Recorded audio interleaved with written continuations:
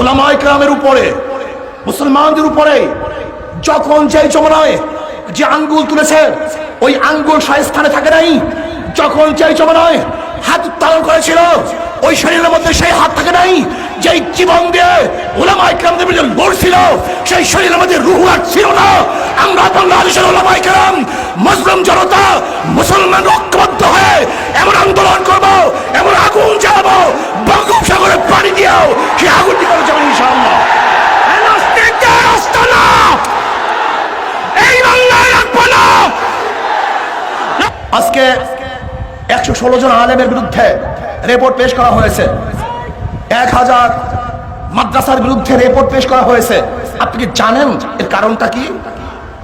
ওরা জানে পাকিস্তান নামে দেশ না হলে বাংলাদেশ নামে ভূখণ্ড এই দেশে কোনোদিন হতো না।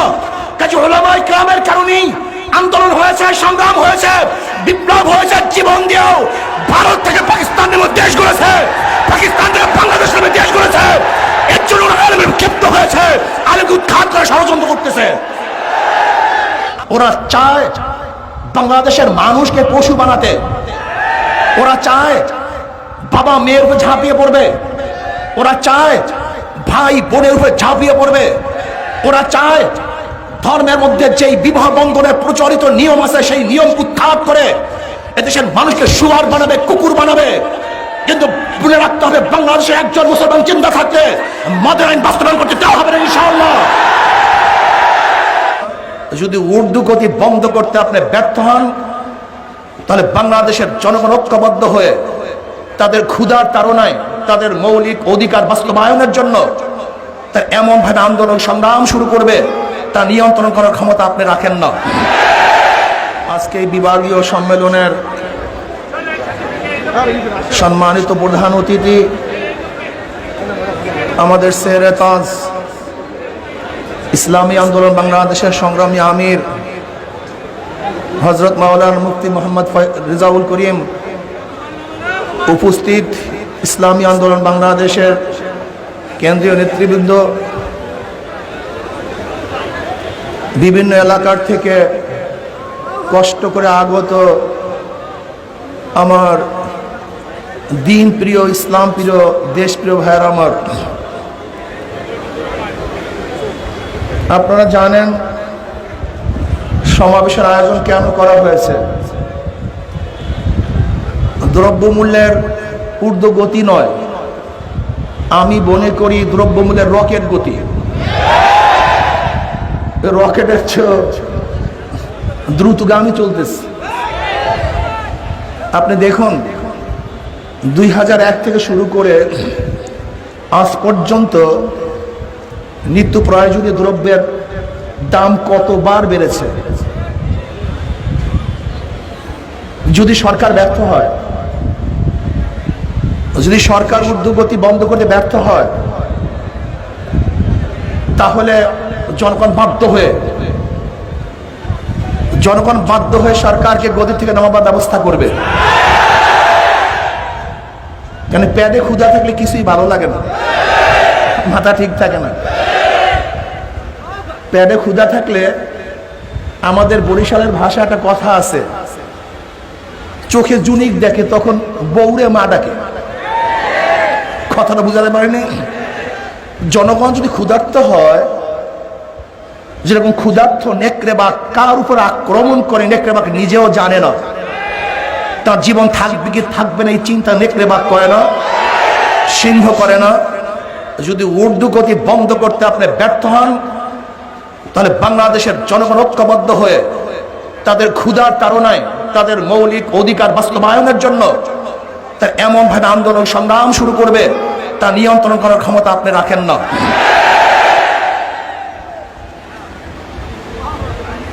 শিক্ষা সিলেবাস থেকে ইসলামী শিক্ষাকে সংকোচন করা শুরু হয়েছে। সংকোচন নয়, আসলে বাদ দেওয়ার চক্রান্ত করতেছে। শিক্ষামন্ত্রীকে দীপমণি তার অবস্থা কি সম্পর্কে আপনারা কি জানেন? এক শিক্ষা প্রতিষ্ঠানকে কেন্দ্র করে তার আত্মীয় স্বজন যেই পরিমাণের টাকা লুট করেছে, মনে হয় যেন চাঁদপুরে যদি প্রত্যেকটা রোডে মোড়ে এক একটা বিল্ডিং করা হয় তবে সেই টাকা শেষ হবে না। সেই দীপমণি শিক্ষামন্ত্রী সে কি করছে? ইসলামী শিক্ষাকে সংকুচিত করছে আর ডারউইনের বিবর্তনবাদ সিলেবাসের মধ্যে প্রতিষ্ঠিত করেছে। ডারউইনের থিওরি কি? মানুষের স্রষ্টা আল্লাহ নয়, মানুষ মানুষ থেকে নয়, মানুষ বানর থেকে। যদি এই বিশ্বাস কোনো মানুষের মধ্যে একবার ঢুকে, সে আল্লাহকে বিশ্বাস করবে না, কোরআনকে বিশ্বাস করবে না। তাদের উত্তরসূরিরাই তো আজকে ইসলামকে নিয়ে কটূক্তি করতেছে, এই বানরের গোষ্ঠী। এরপরে নতুন ভাবে একটা বাজেট হয়েছে, গেজেট হয়েছে, একটা আইনের গেজেট হয়েছে। 21 বছর বয়স হলে মদ পান করতে পারবে। যেখানে 100 মদখোর থাকবে সেখানে মদের একটা দোকান খুলতে পারবে। তার মানে আপনারা দেখেছেন ইদানি এই 2-3 দিনের মধ্যে কক্সবাজার মদ পান করে কয়েকজন মেয়ের মৃত্যু হয়েছে। আপনারা জানেন মদ পান করার পরে মানুষ মাতাল হয়ে যায়, হিতিয়াত জ্ঞান থাকে না, কার উপরে ঝাঁপিয়ে পড়ে সে নিজেও জানে না। ওরা চায় বাংলাদেশের মানুষকে পশু বানাতে। ওরা চায় বাবা মেয়ের উপরে ঝাঁপিয়ে পড়বে, ওরা চায় ভাই বোনের উপরে ঝাঁপিয়ে পড়বে, ওরা চায় ধর্মের মধ্যে যেই বিবাহ বন্ধনের প্রচলিত নিয়ম আছে সেই নিয়ম উৎখাত করে এদেশের মানুষকে শুয়ার বানাবে, কুকুর বানাবে।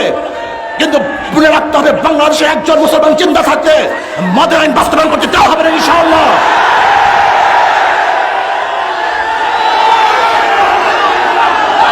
ভাইয়ার আমার,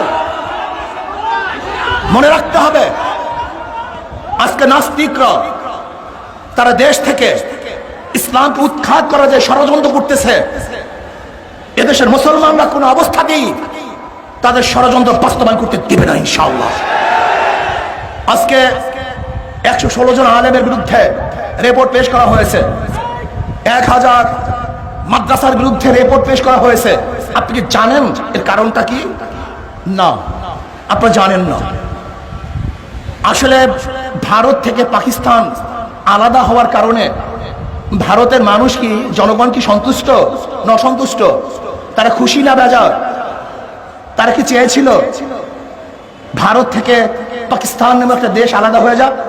এটা চায় নাই, তারা ক্ষুব্ধ। কিন্তু তারা দেখেছে এই ভারত থেকে পাকিস্তান নামে একটা দেশ আলাদা হওয়ার পিছনে কারা ভূমিকা পালন করেছে, কারা নেতৃত্ব দিয়েছে। ইতিহাস আমাদের নাস্তিকদের জানা থাকলেও তারা প্রকাশ করে না, কিন্তু ঠিক ওরা জানে পাকিস্তান নামীয় এই ভূখণ্ডের পক্ষে সংগ্রাম করেছিল মুসলমান। শুধু কি তাই, ব্রিটিশের বিরুদ্ধে আন্দোলন সংগ্রাম করেছিল মুসলমান। আপনারা জানেন 1803 সালে যখন দিল্লি দখল করে ব্রিটিশ, বুখারীর 10 থেকে শাহ ওয়ালিউল্লাহ মুহাদ্দিস দিল রহমাতুল্লাহ আলাইহির বড় সন্তান শাহ আব্দুল আজিজ সাহেব রহমাতুল্লাহ আলাইহি ঘোষণা দিয়েছিলেন আজকে 5 ভারত উপমহাদেশ দারুল ইসলাম নয়, দারুল হারব, এদের বিরুদ্ধে আন্দোলন করা প্রত্যেকটা মানুষের জন্য ফরজ আইন। সেই ঘোষণার প্রেক্ষিতে ভারতের বিরুদ্ধে, ব্রিটিশের বিরুদ্ধে আন্দোলন করতে গিয়ে সর্বোচ্চ জীবনের কুরবানি দিয়েছিল মুসলমান। সবচেয়ে বেশি কুরবানি দিয়েছিল উলামায়ে কেরাম। 80,000 আলেমকে হত্যা করা হয়েছিল। চাকরি চর থেকে শুরু করে খায়বার পর্যন্ত এমন একটা গাছ ছিল না যেই গাছের মধ্যে একজন আলেমকে ফাঁসিতে ঝুলানো হয় নাই। হাজার লক্ষ উলামায়ে কেরাম ভারত থেকে হিজরত করে বাধ্য হয়েছিল। হাজার উলামায়ে কেরামকে আগুনে জ্বালিয়ে ভস্ম করে দেওয়া হয়েছিল। ওরা জানে উলামায়ে কেরাম আন্দোলন না করলে কোনদিন ব্রিটিশ দেশ থেকে যেত না। যদি উলামায়ে কেরাম আন্দোলন না করতো তাহলে পাকিস্তান নামে একটা দেশ এদেশে কোনদিন হতো না। ওরা জানে পাকিস্তান নামে দেশ না হলে বাংলাদেশ নামে ভূখণ্ড এই দেশে কোনদিন হতো না। কাজে উলামায়ে কেরামের কারণেই আন্দোলন হয়েছে, সংগ্রাম হয়েছে, বিপ্লব হয়েছে। জীবন দিয়েও ভারত থেকে পাকিস্তান নামে দেশ গড়েছে, পাকিস্তান থেকে বাংলাদেশ নামে দেশ গড়েছে। এর জন্য ওরা আলেমের ক্ষেপ্ত হয়েছে, আলেমকে উৎখাত করে ষড়যন্ত্র করতেছে। আমরা জানি, ইতিহাস আমাদের জানা আছে, উলামায়ে কেরামের উপরে মুসলমানদের উপরে যখন যেই জমানায় যে আঙ্গুল তুলেছে ওই আঙ্গুল স্থানে থাকে নাই, যখন যেই জমানায় হাত উত্তোলন করেছিল ওই শরীরের মধ্যে সেই হাত থাকে নাই, যেই জীবন দিয়ে উলামায়ে কেরামদের বিরুদ্ধে লড়ছিল সেই শরীরের মধ্যে রূহ আর ছিল না। আমরা বাংলাদেশের উলামায়ে কেরাম মুসলিম জনতা মুসলমান ঐক্যবদ্ধ হয়ে এমন আন্দোলন করব, এমন আগুন জ্বালাবো বঙ্গোপসাগরে পানি দিয়েও সেই আগুন নিয়ে যাবো ইনশাআল্লাহ। এই বাংলায় রাখবো না,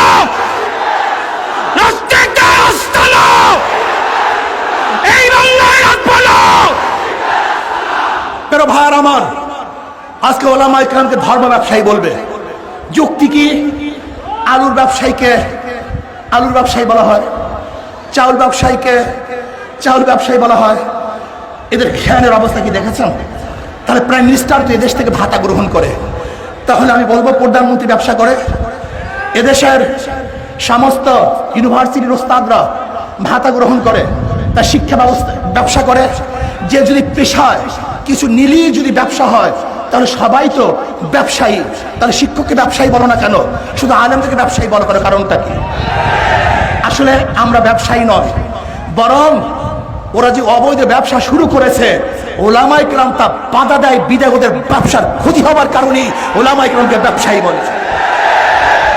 ওরা চায় এদেশের সমস্ত যুবক যুবতী লিপ্ত দাঁড় করুক, অন্যভাবে মদ খেয়ে সাগরের পাড়ে ওরা আড্ডা মারুক। ওরা চায় ঘরে ঘরে মদ ঢুকুক।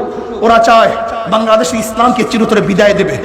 না, বাংলাদেশের মুসলমান একজন জিন্দা থাকতে, শাহ ওলিউল্লাহ মুহাদ্দিস দিলওয়ার রহমাতুল উত্তাশুরের জিন্দা থাকতে, শাহ আব্দুল আজিজ সাহেব রহমাতুল্লাহ উত্তাশুরের জিন্দা থাকতে, শাহ জালাল ইয়ামানির বংশধররা জিন্দা থাকতে, হযরত ইসহাকের বংশধররা জিন্দা থাকতে, হযরত ফজলুল করিমের বংশধররা জিন্দা থাকতে, শশীনাথ পিসাবের বংশধররা জিন্দা থাকতে, নিসারাবাদের বংশধররা জিন্দা থাকতে, এদেশের মুসলমানদের বংশধররা জিন্দা থাকতে, কোন নাস্তিকদেরকে দেশে রাখা হবে না ইনশাআল্লাহ।